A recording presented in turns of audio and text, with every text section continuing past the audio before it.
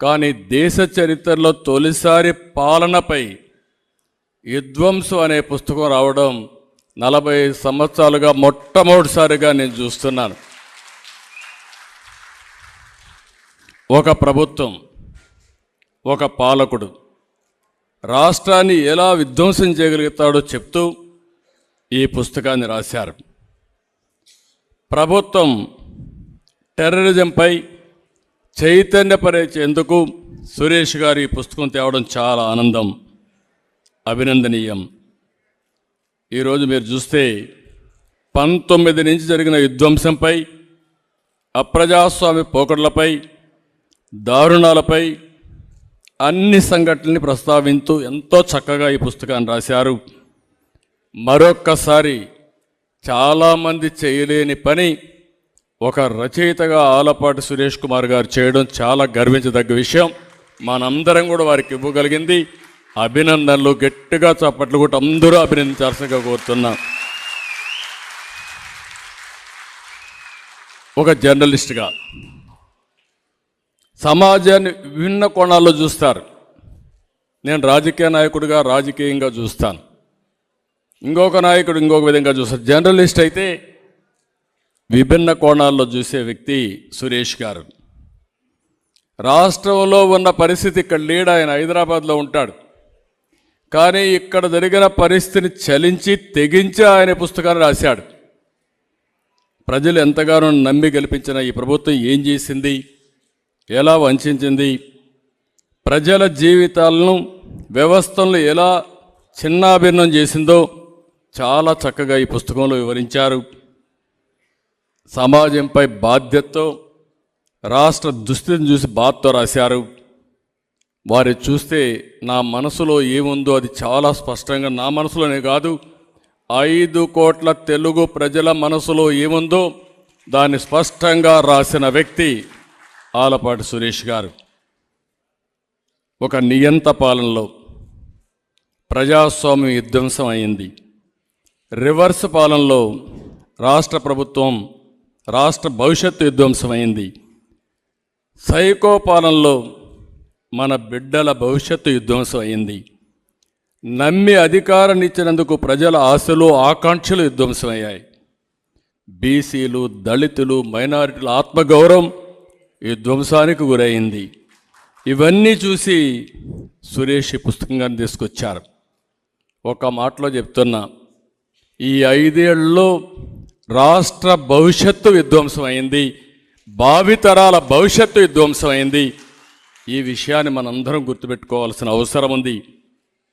ఒక బ్రాండ్ దెబ్బతింటే ఆ రాష్ట్రం ఏదైనా చూడండి, మీరు ఒక వ్యక్తి కానీ, ఒక సంస్థ కానీ, ఒక రాష్ట్రం కానీ బ్రాండ్ దెబ్బతింటే మళ్ళీ దాన్ని రివైవ్ చేయాలంటే చాలా సమయం పడుతుంది.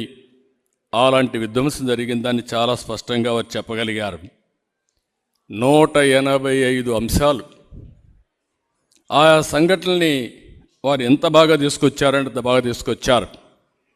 ఒక రాష్ట్ర ముఖ్యమంత్రిని ప్రజలు సైకో అని పిలుస్తారంటే పరిస్థితి అందరం అర్థం చేసుకోవాల్సిన అవసరం ఉంది. ఒక్కసారి తిట్టచ్చు, కోపంలో మాట్లాడచ్చు, పదే పదే నష్టం జరిగిన ప్రతి ఒక్క వ్యక్తి కూడా సైకో సైకో అని చెప్పారంటే అందులో ఎంత యథార్థం ఉందో ఒక సంఘటన. సురేష్ గారిని ఇంకొకదానికి అభినందిస్తున్నా. ఒక వ్యక్తి విధ్వంసం చేసినప్పుడు ప్రజలకు, భావితరాలకు గుర్తుండే విధంగా ఆయన రాసిన పుస్తకాన్ని అమరావతి కోసం పోరాడే మహిళలకు అంకితం చేయడం, రైతు మహిళలకు అంకితం చేయడం ఆయన నిజాయితీకి అద్దం పడుతుంది. రాష్ట్రంలో ఉండే ప్రజలందరూ అర్థం చేసుకోవాల్సిన అవసరం ఉంది. దేశంలో, ప్రపంచంలో ఉండే ప్రతి ఒక్కరు అర్థం చేసుకోవాల్సిన అవసరం ఉంది. మామూలుగా ఒక ప్రాజెక్టు కట్టాలంటే భూమి ఇవ్వడానికి ఎవరు ముందుకు రారు. ఒక రోడ్డు వేయాలంటే, ఆ రోడ్డుకు భూమి ఇవ్వాలంటే ఎవరు ముందుకు రారు. అందుకే అనేక చట్టాలను మార్చిన తర్వాత ఈరోజు మీరు చూస్తే లిబరల్గా కాంపెన్సేషన్ ఇచ్చి తద్వారా ల్యాండ్ ఎక్విజిషన్ చేసే పరిస్థితికి వచ్చింది. దానికి భిన్నంగా 29,000 మంది రైతులు 35,000 ఎకరాలు భూమి స్వచ్ఛందంగా ల్యాండ్ పూలింగ్లో ₹1 తీసుకోకుండా ఇచ్చారంటే అది ఇక్కడుండే ఒక విధంగా చెప్పాలంటే త్యాగం. ఎందుకు ఆ మాట అన్నానంటే, ఆ రోజు ఇలాంటి దుర్మార్గుడు వస్తారు, మళ్ళా మా భూములు పోతాయి, మాకు కష్టాలు వస్తాయనుకుంటే ఆ రోజే మీరు నాకు నమస్కారం పెట్టి మా జోలుకు రావద్దని ఆ రోజే చెప్పేవాళ్ళు. కానీ ఒకటే ఆలోచించారు, ఈ రాష్ట్రం బాగుపడాలి, ఈ రాష్ట్రం బాగుపడితే మేము కూడా బాగుపడతాం. స్వచ్ఛందంగా ముందుకొచ్చి అన్ని రాజకీయ పార్టీలు, అన్ని కులాలు, అన్ని మతాలు, అన్ని ప్రాంతాలు కూడా అందరూ కలిపి 35,000 ఎకరాలు ఇచ్చారు. అలాంటి మిమ్మల్ని పెట్టిన బాధ భవిష్యత్తులో శత్రువు కూడా రాకూడదని మనస్ఫూర్తిగా ఆకాంక్షిస్తున్నా. అలాంటిది మీకు ఈ పుస్తకం అంకితం చేశారు. నేను ఇక్కడ ఒక విషయం చెప్పాలి. అమరావతి దేవతల పేరు, దేవతల రాజధాని అమరావతి. ఆ రోజు అందరిని అడిగిన తర్వాత, అందరూ ఒప్పుకున్న తర్వాత అమరావతి పేరు పెడితే బాగుంటుందని అమరావతి పెట్టాం. ఒక్క విషయం మనం చూస్తే, ఒక రాజధాని, ప్రజా రాజధాని కావాలని ఆ రోజు అన్ని దేవాలయాల్లో పూజ చేసి, అన్ని మసీదుల్లో పూజ చేసి, అన్ని చర్చిల్లో పూజ చేసి, పవిత్ర దేవాలయాలన్నింటిలో పూజ చేసి, అక్కడ జలాల్ని, మట్టిని తీసుకొచ్చి ఈ ప్రాంతాన్ని పునీతం చేశాం. అంతమంది దేవతలు కూడా ఈ దుర్మార్గుడి చేతుల నుంచి ఈ యొక్క అమరావతిని కాపాడలేకపోయారంటే కనీసం ఆ విషయం సురేష్ గారు చెప్పగలిగారు. ఇంకొక విషయం మనం గుర్తుపెట్టుకోవాల్సిన అవసరం ఉంది. ఈ అమరావతి అనేది ఏదో ఇక్కడుండే రైతుల రాజధాని కాదు, రైతులకే కాదు. అక్కడ భూమి ఉంది. ఈరోజు ఆ భూమిలో కానీ రాజధాని కట్టుంటే ఈరోజు కొన్ని మీరు ఒకసారి చూసినప్పుడు ఈ ప్రాంతంలో, రాష్ట్రంలో ప్రతి ఒక్కరికి ఉపాధులు కల్పించే అవకాశం ఉండేది. కనీసం అమరావతిని మనం పూర్తి చేసిన తర్వాత ఈరోజు హైదరాబాద్లో నాకు బాగా జ్ఞాపకం, ఎన్నోసార్లు పవన్ కళ్యాణ్ గారు కూడా మేము మాట్లాడుకున్నాం, వారు కూడా నాకు గుర్తు చేశారు. ఆ రోజు హైదరాబాద్లో హైటెక్ సిటీ కట్టినప్పుడు అక్కడ భూమి విలువ ₹1,00,000. హైటెక్ సిటీ కట్టిన తర్వాత ₹1,00,00,000 పెరిగింది, అది ₹100,00,00,000 పెరిగింది. ఈరోజు ఒక్క అమరావతి కానీ ఈ 12 సంవత్సరాలు, ఈ 10 సంవత్సరాలు కానీ మనం చేస్తుంటే, అది ఒక షేప్కి వచ్చుంటే, మీరిచ్చినటువంటి భూమికి తగిన పరిహారం మీకు వచ్చేది. మీకు రావడం కాకుండా అమరావతి కట్టి కూడా ఒక ₹2,00,00,000 ప్రభుత్వానికి ఆదాయం వచ్చే విధంగా మీరు భూమి ఇచ్చారు. అంటే ఆ ₹2,00,00,000 నాదో, పవన్ కళ్యాణ్ గారిదో, ఇక్కడుండే అమరావతి రైతులది కాదు, రాష్ట్ర ప్రజల ఆస్తి. రాష్ట్ర ప్రజల ఆస్తిని విధ్వంసం చేశాడు. అదే అమరావతిలో బిల్డింగులు కనుక కడితే, అభివృద్ధి చేస్తే జిఎస్టీ వస్తుంది, ఇన్కమ్ ట్యాక్స్ వస్తుంది, ఉపాధి వస్తుంది, పర్చేసింగ్ కెపాసిటీ పెరుగుతుంది, దానిపైన ఆదాయం పెరుగుతుంది. ఈ 10 ఏళ్లలో ₹1,00,00,000 ఆదాయం పెరిగేది. ఆ ఆదాయం ప్రజా సంక్షేమ కార్యక్రమాలకు ఖర్చు పెట్టేవాళ్ళం. 5 ఏళ్లుగా 3 రాజధానులు, ఇప్పుడు 4వ రాజధాని. ఆ రాజధాని మళ్ళా హైదరాబాద్కు పోవాలని మాట్లాడుతున్నారు. సిగ్గు ఎగ్గు ఉంటే మనుషులైతే, అంటే నువ్వు దేహి అని నేను వచ్చేస్తా, నాకు ఇచ్చి అంటే ఇచ్చేస్తాను సిద్ధంగా ఉన్నారంటే ప్రజలు. అంటే ఏం మాట్లాడతాడో ఆ పార్టీ అంటే ఎదురుదాడి చేస్తే, విధ్వంసం చేస్తే ఎవరైనా భయపడిపోతారనే ఆలోచన తప్ప ఇంకోటి లేదు. కనీసం ఈ రాష్ట్రంలో ఇప్పుడు మాట్లాడుతున్నారు, మాకు ఒక అమరావతి, హైదరాబాద్ మారికి ఒక రాజధాని కావాలి, విశాఖపట్నం మారికి ఒక రాజధాని కావాలి, లేకుంటే బెంగళూరు మారికి ఒక రాజధాని కావాలి, లేకపోతే చెన్నై మారికి ఒక రాజధాని కావాలి. మళ్ళీ 10 ఏళ్ళు అయిపోయింది, కోర్టులో కూడా మేమేం చేయలేకపోయాం. మా విధానం 3 రాజధానులు, మళ్ళా తిరిగి వస్తే 3 రాజధానులు కాదు 4వ రాజధాని కోసం పోరాడతామని చెప్పే పరిస్థితికి వచ్చారంటే ఎంత నీచంగా ప్రవర్తించారో మీరు గుర్తుపెట్టుకోవాలి. ఈ పుస్తకం కూడా చాలదనిపిస్తుంది నాకు. ఆయన రాశారు కానీ పాపం విధ్వంసం కాదు ఇది. ఈ అరాచకానికి ఏ పేరు పెట్టాలని అర్థం కాని పరిస్థితి ఉంది. అందుకే నేను అన్నా ఒక సైకో విధానం అని. మామూలు వ్యక్తులు ఈ పని మీరు ఉండేవాళ్ళు ఎవరిని అడుగుతున్నా ఇలాంటి పనులు చేసి మళ్ళీ సమర్థించుకునే మనస్తత్వం ఎవరికైనా ఉందా అని మిమ్మల్ని అడుగుతున్నా. అది దీంట్లో ప్రత్యేకత. మన పుస్తకంలో చాలా స్పష్టంగా చెప్పారు. ప్రజావేదిక కూల్చి నేను అక్కడ ఇల్లు ఆడనే ఉన్నా, సర్వ విధాలా ప్రయత్నం చేశాడు. నేను ఉండే అద్దె ఇంట్లో నుంచి నన్ను వెకేట్ చేయించడానికి 5 ఏళ్ళు ప్రయత్నం చేశాడు కానీ ఆయన వల్ల కాలేదు. కడాన పక్కనుండే ప్రజావేదిక కూల్చి ఆ డెబ్రీస్ కూడా తీయకుండా అట్లనే పెట్టి ప్రతిరోజు నేను దాన్ని చూసి బాధపడాలనే వ్యక్తిని ఏమనాలో మీరే ఆలోచించుకోవాల్సిందిగా మిమ్మల్ని కోరుతున్నా. అంటే నేను దాన్ని చూసి బాధపడాలి. నేనేమడిగాను అక్కడ పక్కన ఒక ఇది ఉంది, ప్రతిపక్ష నాయకుడిని, దాన్ని నేను వాడుకుంటాను ఇమ్మని చెప్పి ఒక లెటర్ పెట్టాను. నాకు ఇవ్వకపోతే అది కావాలంటే ప్రభుత్వ కార్యక్రమాలకు వాడుకోండొచ్చు కానీ నేను అడిగాను కాబట్టి అడిగిన దానికి ఏ విధంగా నేను నిరూపిస్తానని రాష్ట్రం మొత్తం చూస్తూ ఉంటే ప్రొక్లైన్స్తో రేపు ఉదయానికి దీన్ని విధ్వంసం చేయాలని చెప్పిన వ్యక్తి ఈ సైకో ముఖ్యమంత్రి. ఆ విషయం మనం గుర్తుపెట్టుకోవాల్సిన అవసరం ఉంది. ఈరోజు ఇదే కాదు, ఇప్పుడే చాలామంది చెప్పారు.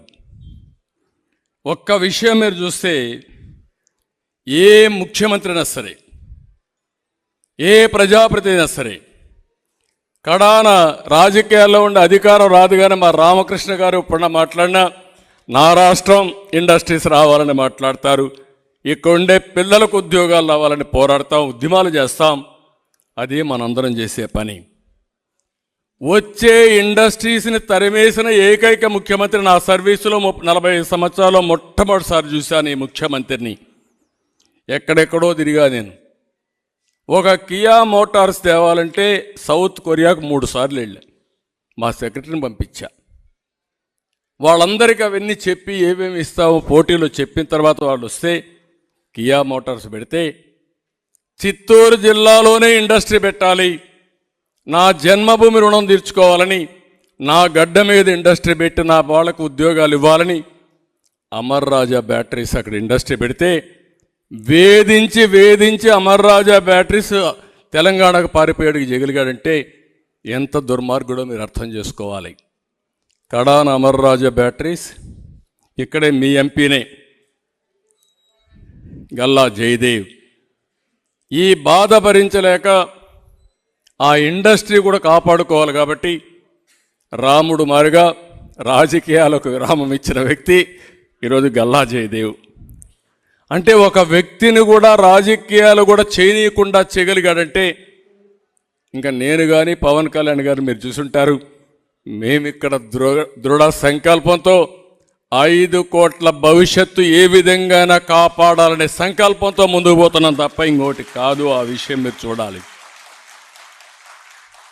కడాన అన్నా క్యాంటీన్ నాకైతే అర్థమే కావడం లేదు. ఇప్పుడు కూడా డైజెస్ట్ చేసుకోవాలన్నా ఆలోచించాలన్నా మైండ్ కూడా పనిచేయడం లేదు. అన్నా క్యాంటీన్ ఒక కాన్సెప్ట్. అది ఎవరైనా పెళ్లి చేసుకున్నా లేకుంటే మీ జన్మదిన సందర్భంగా కానీ 10 మందికి అన్నదానం చేయాలంటే అన్నా క్యాంటీన్ బుక్ చేసుకునే అవకాశం ఉంటుంది. ఎన్టీ రామారావు గారు మొట్టమొదటిసారిగా ముఖ్యమంత్రి అయినప్పుడు తిరుమలలో దేవస్థానం తరపున అన్నదాన కార్యక్రమం ఏర్పాటు చేస్తే అది ఈరోజు 1000 కోట్ల రూపాయల కార్పస్తో చాలామంది బుక్ చేసుకుంటున్నారు. ఒకరోజు పెడుతున్నారు, ఒక పూట పెడుతున్నారు, డబ్బులు ఇస్తున్నారు. ఉచితంగా 1,00,000 మందికి ప్రతిరోజు అన్నదానం చేయగలుగుతున్నారంటే అది ఆ అన్నా క్యాంటీన్ యొక్క ప్రయోజనం. అలాంటి దాన్ని మొత్తం పేదవాడికి తిండి పెడితే అది భరించలేని ముఖ్యమంత్రి దాన్ని కూడా ఇది చేసే పరిస్థితికి వచ్చారు.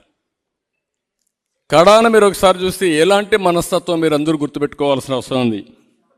పవన్ కళ్యాణ్ గారు ఇప్పటం గ్రామంలో ఆ రైతులు చేసిన నేరం ఏంటి? వారు మీటింగ్ పెడితే ఆ మీటింగ్కి స్థలం ఇచ్చారు. మీరు స్థలం ఇస్తారా మీ కత్ తేలుస్తానని రోడ్డు వెడల్పు పేరుతో మొత్తం అక్కడంతా కూడా వాళ్ళు ఇళ్ళన్నీ కూల్చేశాడంటే మీరు అర్థం చేసుకోవాలి ఎలాంటి సైకో విధానమో మీరు ఒక్కసారి గుర్తుపెట్టుకోవాల్సిన అవసరం ఉంది. ఇదే కాదు, ఒక దళితుడు మాస్క్ అడిగాడు. ఇప్పుడే మా మిత్రులు చెప్పారు, మొదటి స్టార్ట్ అయింది ఇదే. సుధాకర్ ఏమడిగాడు? నేను ఒక డాక్టర్ని, నేను కష్టపడి పనిచేస్తాను, కానీ కరోనా ఉంది, మాస్క్ ఇవ్వండి, సేఫ్గా ధైర్యంగా నా ప్రాణాన్ని కాపాడుకుంటూ అందరి ప్రాణాలు కాపాడుతానని అడిగాడు. నువ్వు ఒక దళితుడివికి నీకు ఎంత ధైర్యం వచ్చిందా? నన్ను క్వశ్చన్ చేస్తావని ఉద్యోగం నుంచి డిస్మిస్ చేయడమే కాకుండా వేధించి వేధించి పిచ్చివాణ్ణి చేసి కడకు పొట్టన పెట్టుకున్న వ్యక్తి ఈ ముఖ్యమంత్రి. ఏమనాలి నాకైతే ఇప్పుడు కూడా అర్థం కాలేదు. ఒక బాధ, ఒక ఆవేదన. ఇప్పుడే రంగనాయకమ్మ విషయం చెప్పారు. పాపం ఆవిడ ఏం చేసింది పాపం నాకైతే ఇప్పుడు కూడా అర్థం కాలేదు. ఆవిడ విశాఖపట్నంలో పాలిమర్స్ యొక్క యాక్సిడెంట్ కోసం స్పందించి ఒక ట్వీట్ పెట్టింది. ఆ ట్వీట్ పెట్టిన నేరానికి వెంటాడారు. కడాన వ్యాపారం చేయకుండా చేశారు. ఎప్పటి నుంచో ఉండి హోటల్ పోయింది. హోటల్ పోయిన తర్వాత వేరే వ్యాపారం చేసుకోవాలనుకున్నది. ఆ వ్యాపారం చేసుకోవాలంటే అది కూడా పర్మిషన్ లేకుండా వేటాడితే కడాన ఇక్కడ ఉండి తిండి కూడా లేదు, ఈ రాష్ట్రంలో బతకలేమని హైదరాబాద్కి వెళ్ళిపోయింది ఆవిడ. ఇంకా నా జీవితంలో ఇక్కడ రాలేనని చెప్పి వెళ్ళిపోయిందంటే ఏం చెప్పాలో మీరు అర్థం చేసుకోవాలి. అదే కాదు, నంద్యాలలో వైసీపీ నేతలు వేధింపుల కోసం అబ్దుల్ సలాం ఒక వ్యక్తి, అబ్దుల్ సలాం చూస్తే ఇప్పుడు కూడా నాకు బాధేస్తుంది. వేధించారు, భయపెట్టారు, ఏం చేయాలో తెలియకపోతే కడాన చనిపోవాలనుకున్నాడు. నేను చనిపోతే నా భార్యని ఏదో చేస్తామని బెదిరించారు. నేను పోయిన తర్వాత నా భార్యను వీడు చెరబెడితే అది నా ఆత్మ ఘోషిస్తుందనే ఉద్దేశంతో భార్యతో కూడా మాట్లాడుకొని ఆవిడ్ని కూడా ఇద్దరం కలిసి చనిపోదామని ఆలోచించారు. మన ఇద్దరం చనిపోతే ఈ పిల్లలు అనాథలైపోతారు, ఏం చేయాలని ఆలోచించి మనస్థిమితం చేసుకుని పిల్లలతో సహా నలుగురం చనిపోవాలని నిర్ణయించుకుని పిల్లలు తీసుకెళ్ళి రైల్వే ట్రాక్ కట్టేసి ఇద్దరు కూడా రైలు కింద పడి బలవంత పరణం చేసుకున్నారంటే కెన్ యూ ఇమాజిన్? అదే రాశాడు రచయిత సురేష్ గారు. అంటే మనిషి ఎప్పుడు చనిపోతారో మామూలుగా చనిపోతే పర్లేదు, కానీ ఇంత బలవంతపు మరణం కూడా చేసుకోగలిగారంటే ఎంత మెంటల్గా, ఎంత అగని, ఎంత ఆవేదన జరిగిందో మీరు గుర్తుపెట్టుకోవాల్సిన అవసరం ఉంది. కడాన ఒక ఆడబిడ్డ సోదరి శీలాన్ని కాపాడడానికి అమర్నాథ్ గౌడ్ 10వ తరగతి అక్కను వేధిస్తా ఉంటే మా అక్కను వేధిస్తున్నారు ఏంటి అని అడిగి తల్లిదండ్రులకు రిపోర్ట్ చేశాడని దారుణంగా పెట్రోల్ పోసి నడి రోడ్లో చంపేశారు, కాల్చేశారు. కాల్చిన వాళ్ళు రోడ్డు మీద బ్రహ్మాండంగా తిరుగుతున్నారు. వీళ్ళు భయపడిపోయి బయట వచ్చే పరిస్థితి లేదు. అది ఈరోజు అక్కడ పరిస్థితి. ఇలాంటివన్నీ 1-2 సంఘటనలు కాదు. ఈ సంఘటనలన్నీ చూసిన తర్వాత నేను అడుగుతున్నా, ఈ రాష్ట్రంలో ఎవరికైనా రక్షణ ఉందా? రాష్ట్రంలో ఉండే ప్రతి ఒక్క వ్యక్తి కూడా ఆలోచించుకోవాల్సిన అవసరం ఉంది. ఈరోజు ఒకటే మీరు గుర్తుపెట్టుకోవాలి, కడాన మీరు నేనన్నీ వదిలేద్దాం. సొంత చెల్లెలి జన్మనిచ్చిన తల్లి పైన కూడా సోషల్ మీడియాలో ఏం చేస్తున్నారో మీరే చూశారు. ఇంకేం మాట్లాడతాం? ఆ అవమానానికి నేను కూడా గురయ్యా సాక్షాత్తు అసెంబ్లీలో. ఆ రోజు చెప్పా, మళ్ళీ ఇది అసెంబ్లీ కాదు, ఇది కౌరవ సభ, మళ్ళీ ఈ సభను గౌరవ సభ చేసిన తర్వాతనే అడుగు పెడతానని బయటొచ్చా. నా జీవితంలో 24 క్లేమోర్ మైన్స్ అలిపిరి దగ్గర నా మీద బ్లాస్ట్ చేసినప్పుడు కూడా నా కళ్ళలో నీళ్లు రాలేదు.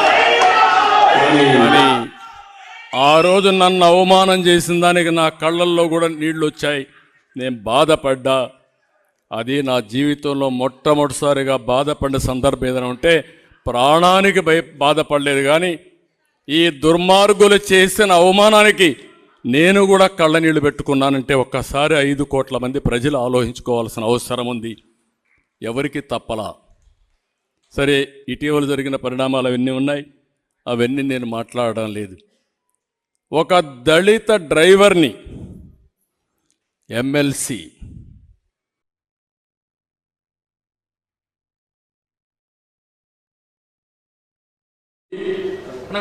ఖర్చులు ఇస్తా అంత్యక్రియలు చేసుకోమని పంపించాడంటే అలాంటి వ్యక్తిని ముఖ్యమంత్రి కారులో పెట్టుకొని లేకుంటే మీటింగ్లో పెట్టుకొని ఊరేగుతున్నాడంటే ఇంకే రాష్ట్రంలో ఇలాంటి సైకో అడ్డం ఉంటుందా అని అడుగుతున్నా. అది ఈరోజు జరిగే పరిస్థితి వచ్చింది. నాకు ఒక చిన్న స్టోరీ కూడా ఇక్కడ పోలీస్ ఆఫీసర్ కొంతమంది రాష్ట్రంలో కొందరికి ఉంటుంది, కొంతమంది మీకు కూడా గుర్తుంటుంది, రామకృష్ణ లాంటి నాయకుడు కూడా గుర్తుంటుంది. నేను సమైక్య ఆంధ్రప్రదేశ్లో ముఖ్యమంత్రిగా ఉన్నా. సమైక్య ఆంధ్రప్రదేశ్లో ముఖ్యమంత్రిగా ఉంటే ఒక సీరియస్ కిల్లర్ అతను ఒకటి ఐడెంటిఫై చేసుకునేవాడు. ఎక్కడన్నా ఆడవాళ్ళు ఉంటే ఒంటరిగా ఉంటే అక్కడికి వెళ్ళి వాళ్ళని చంపేసి తప్పించుకొని వెళ్ళిపోయాడు. ఎలాంటి ప్లేస్లు ఐడెంటిఫై చేసుకున్నాడంటే పశువులు మేపే ఆడవాళ్ళు ఉంటే ఎవరూ లేని చూడడం, వాళ్ళ మీద రాళ్ళు తీసుకొని తల మీద కొట్టి అతి దారుణంగా చంపేయడం, వెళ్ళిపోవడం. ఏమైనా డబ్బులు తీసుకున్నాడా, నగలు తీసుకున్నాడంటే వాళ్ళ దగ్గర చైనున్నా ఉంగరం ఉన్నా ఏం తీసుకున్నాడు కాదు, చంపడమే ఏమంతే. రాత్రిలో మిడ్నైట్ ఒంటరిల్లు ఉంటే ఆ ఇంటికి పోయి ఆడవాళ్ళు చంపేసి వెళ్ళిపోయాడు. దగ్గర 30 మంది 35 మంది చంపాడు. Series of murders. నాకు అర్థం కాలేదు. పోలీసులు అడిగా ఏంటి ఇవన్నీ ఎంత జరుగుతున్నాయంటే చాలా కోపపడిన తర్వాత దానికి ఎవిడెన్స్ అని కలెక్ట్ చేస్తే తర్వాత అప్పటికి అడ్వాన్స్ టెక్నాలజీ కూడా లేదు, ఫింగర్ ప్రింట్స్ అవన్నీ లేవు, ఫారెన్సిక్ ఎవిడెన్స్ లేదు. అవన్నీ ఎస్టాబ్లిష్ చేస్తే అతను నోన్ కన్విక్ట్ తిరుపతిలోనే ఉన్నాడు. అతన్ని ఒక కోర్టు తీసుకుపోయారు. పారిపోతే అక్కడి నుంచి పోలీసులు ఎన్కౌంటర్ జరిగాయి, అతను చనిపోయాడు. అంటే నాకు ఇప్పుడు కూడా అర్థం కాంది, అతను ఎప్పుడూ ఆయన జీవితంలో జరిగిన సంఘటనతో మహిళలపైన ద్వేషం పెంచుకొని మహిళల్నే ఏమిగా పెట్టుకొని చంపుకుంటూ వచ్చాడు. ఆ విధంగా కడాన అతను కూడా ఇదయ్యాడు. కానీ ఒక సైకో ప్రవర్తన ఉన్నప్పుడు ఏ విధంగా చేస్తారో అదొక ఉదాహరణ. ఇప్పుడు ఇతనేంటంటే ఈ రాష్ట్రాన్ని విధ్వంసం చేయాలని కంకణం కట్టుకున్నాడు. అది అమరావతి కావచ్చు, పోలవరం కావచ్చు, మీరు కావచ్చు, నేను కావచ్చు. అతనికి సంపాదనే ధ్యేయం.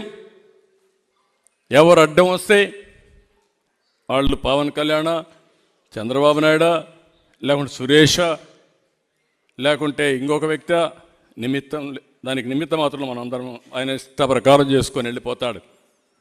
ఈరోజు ఇవన్నీ చూసిన తర్వాత ఒకటి కాదు, మద్యం, ఇసుక, మైనింగ్, ఈ రాష్ట్రంలో ఏది దొరికితే దాన్ని మొత్తం వెళ్ళిపోయే పరిస్థితికి వచ్చారు.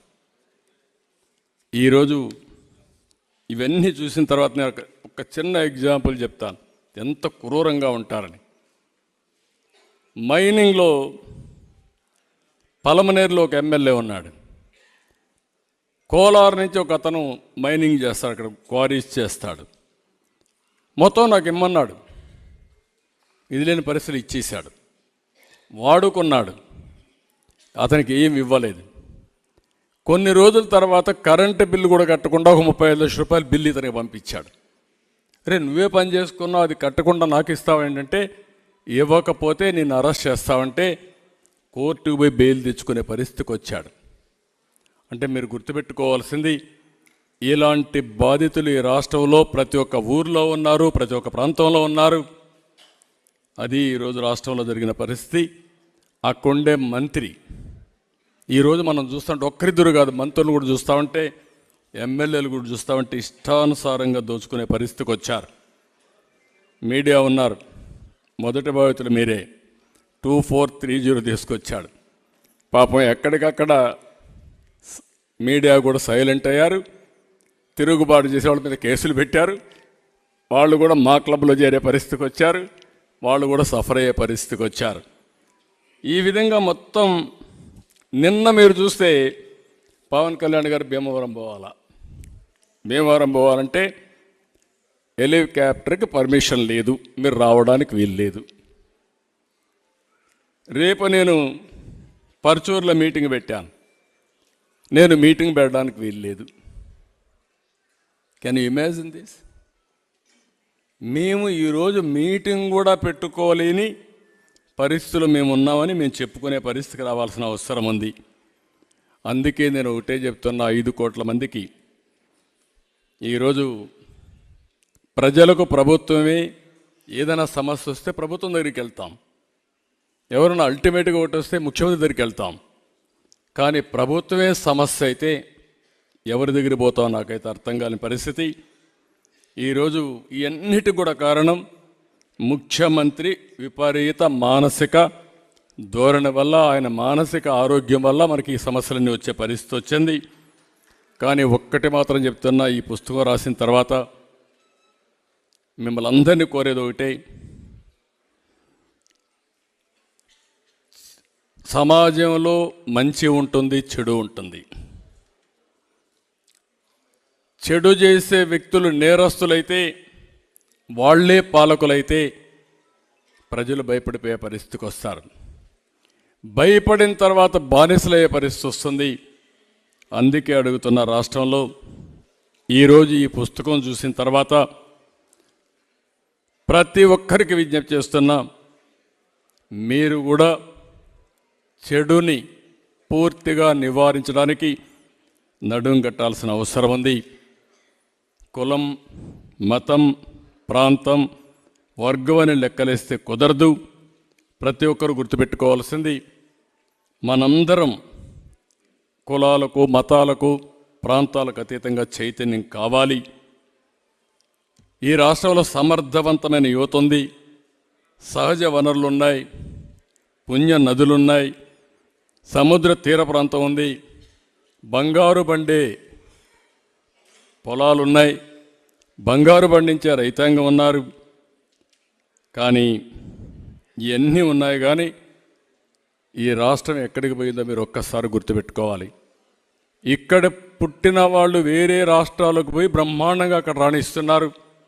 ఇక్కడ పుట్టిన వాళ్ళు వేరే దేశాలకు పోయి అక్కడ బ్రహ్మాండంగా రాణించి పారిశ్రామికవేత్తలు అయిపోతున్నారు. కానీ ఇక్కడ మాత్రం మనందరం ఇబ్బందులు పడే పరిస్థితికి వచ్చాం. ఇక్కడ ఒక విషయం గుర్తుపెట్టుకోవాల్సిన అవసరం ఉంది. ఎక్కడైతే భయంగా బతుకుతామో, భయం ఉన్న దగ్గర స్వేచ్ఛ ఉండదు. స్వేచ్ఛ లేనిది ఇక్కడ అభివృద్ధి ఉండదు. అభివృద్ధి లేనిది ఇక్కడ ఆలోచనే రాదు. ఎందుకంటే ఆలోచన చేసిన ఆచరణ చేయలేం కాబట్టి ఇంకా ఆలోచన కూడా చచ్చిపోయే పరిస్థితి వస్తుంది. అందుకే నేను ఒకటే మిమ్మల్ని కోరేది, ఈరోజు ఇన్ఫర్మేషన్ టెక్నాలజీ వచ్చింది. ఒకప్పుడు నన్ను ఇన్ఫర్మేషన్ టెక్నాలజీ వచ్చినప్పుడు ఎగతాళి చేశారు. ఈరోజు ఒక్కొక్క ఊర్లో 10 మంది నుంచి 100 మంది, 200 మంది విదేశాలకు వెళ్ళి బ్రహ్మాండంగా రాణిస్తున్నారు. దానికి తోడుగా ఆర్టిఫిషియల్ ఇంటెలిజెన్స్ వస్తూ ఉంది. ఆర్టిఫిషియల్ ఇంటెలిజెన్స్ ఎవరైతే అడాప్ట్ చేసుకుంటారో డెసిషన్ మేకింగ్ కూడా 95 నుంచి 100% బెటర్గా చేసే పరిస్థితి వస్తుంది. ఇలాంటి ఒక రెవల్యూషనరీ థింగ్స్ వచ్చినప్పుడు అలాంటి వాటి మనం ఉపయోగించుకునే సత్తా తెలుగు జాతికి ఉంది. నేను కానీ పవన్ కళ్యాణ్ గారి మా ఉద్దేశం ఒకటే, తెలుగు జాతి ప్రపంచమంతా నెంబర్ 1గా ఉండాలనేది మా ఆకాంక్ష. దానికోసమే పోరాటం. అదే మార్గ తెలుగు జాతిలో పేదరికం లేకుండా చేయాలని, అది సాధ్యమని నిరూపించేదానికోసం మేము పనిచేస్తాం. మీరు ఆలోచించాలా, 5 కోట్ల మంది తిరగబడతారా, బానిసలుగా ఉండిపోతారా? 54 రోజులే టైం. ఈ 54 రోజుల్లో మా బాధ్యత మేము నెరవేరుస్తాం. ఏదైతే మిత్రులు సురేష్ కుమార్ గారు చేశారో అలాంటి పుస్తకాలు రాసేవాళ్ళు రాసినప్పుడు దీన్ని ఒక అకాడమిక్గా నేను తీసుకోవడం లేదు. ఏదో మా మీటింగ్లు పోయేటప్పుడు ఒకసారి రెఫర్ చేసుకుంటే మాకు కావాల్సిన సబ్జెక్ట్ వస్తుందని కాదు. ఈ రాష్ట్ర భవిష్యత్తు ఆకాంక్షించే ప్రతి ఒక్క వ్యక్తి ఆలోచించాలి, ముందుకు రావాలి. మా బాధ్యత మేం చేస్తాం, మీ బాధ్యత మీరు చేసి ఇలాంటి దుర్మార్గులు, ఇలాంటి వ్యక్తులు రాజకీయాల్లో శాశ్వతంగా ఉండకుండా ఉండడానికి ఏం చేయగలుగుతారో చేస్తే మన పిల్లల భవిష్యత్తు బంగారు భవిష్యత్తు అవుతుంది. లేకపోతే అందరం ఇబ్బందుల్లో పడతాం. ఈ పుస్తకం దానికి ఒక స్ఫూర్తి కావాలని మరొక్కసారి మనస్ఫూర్తిగా కోరుకుంటున్నా. ఇప్పుడే చూశా, మా వాళ్ళు చెప్పారు ఇప్పుడు ఒక మాట. ముఖ్యమంత్రి ఒక సభలో మాట్లాడుతూ చొక్కా చేతులు మడతబెట్టే సమయం వచ్చింది. చొక్కా చేతులు మడత పెడతాడంట. నువ్వు మీ వైసీపీ కార్యకర్తలు చొక్కాలు మడత పెడితే మా టీడీపీ కార్యకర్తలు, జన సైనికులు, ప్రజలు కుర్చీలు మడత పెడతారు.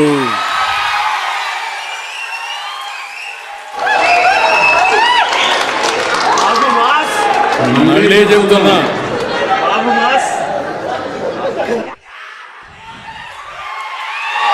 సీఎం ఈరోజు సభలో మాట్లాడుతూ చొక్కా చేతులు మడత పెట్టే సమయం వచ్చింది. నువ్వు మీ వైసీపీ కార్యకర్తలు చొక్కాలు మడత పెడితే మా టీడీపీ కార్యకర్తలు, జన సైనికులు, ప్రజలు కుర్చీలు మడత పెడతారు. అందరూ కుర్చీలు మడత పెడితే ఏమవుతుందో తెలుసా? జగన్ రెడ్డి నీ కుర్చీ లేకుండా పోతుంది. నువ్వు ముఖ్యమంత్రి హోదాలో ఉన్నావు. ఎన్నికలంటే ద్వంద్వ యుద్ధం. చొక్కాలు చేతులు కుర్చీలు మడత పెట్టడం కొట్టుకోవడానికి కాదు. ఆ విషయం గుర్తుపెట్టుకొని ప్రవర్తిస్తే మేము కూడా గౌరవంగా ఉంటాం. కబద్దార్, జాగ్రత్తగా ఉండమని మరొక్కసారి సభ ద్వారా హెచ్చరిస్తున్నా. మంచికి కూడా హద్దులుంటాయి. పిచ్చి పిచ్చి కూతలకు వస్తే దానికి పరిష్కారం చూపించే ధైర్యం కూడా 5 కోట్ల ప్రజలకు ఉందని మరొక్కసారి హెచ్చరిస్తూ, మరొక్కసారి ఈ పుస్తకం ప్రతి ఒక్క ఇంటికి చేరాలి. ప్రతి రచ్చబండ, ప్రతి టీ కొట్టు దగ్గరికి అంశాలు చర్చించాలి. 5 ఏళ్ళు నరకాన్ని 54 రోజులు మీరు చర్చించాలి. ప్రజల్ని చైతన్యవంతులు చేసి ముందుకు పోవాల్సి కోరుకుంటూ, మరొక్కసారి ఈ పుస్తకాన్ని రాసినటువంటి సురేష్ కుమార్ గారిని 5 కోట్ల ప్రజల తరపున మనస్ఫూర్తిగా అభినందిస్తూ, ఒక చక్కని ఆయుధాన్ని మీరు ప్రజలకు ఇచ్చారు. మీ విధ్వంసం ద్వారా ప్రజా చైతన్యాన్ని రగిల్చారు, ప్రజాస్ఫూర్తిని కల్పించారు. అలాంటి బ్రహ్మాండమైన పని చేసిన మిమ్మల్ని, అమరావతి కోసం అమరావతి రైతులు ఏ విధంగా పోరాడుతున్నారో, మా ఆడబిడ్డలు ఏ విధంగా అయితే పోరాడుతున్నారో, అదేవిధంగా 5 కోట్ల ప్రజల కోసం మీరు ఒక స్ఫూర్తినిచ్చి పుస్తకం రాశారు. మిమ్మల్ని కూడా జాతి గుర్తుపెట్టుకుంటుంది. దానికి మనస్ఫూర్తిగా అభినందిస్తూ మరొకసారి అందరూ కూడా వారికి అభినందన తెలియజేసుకుంటూ సెలవు తీసుకున్నాను.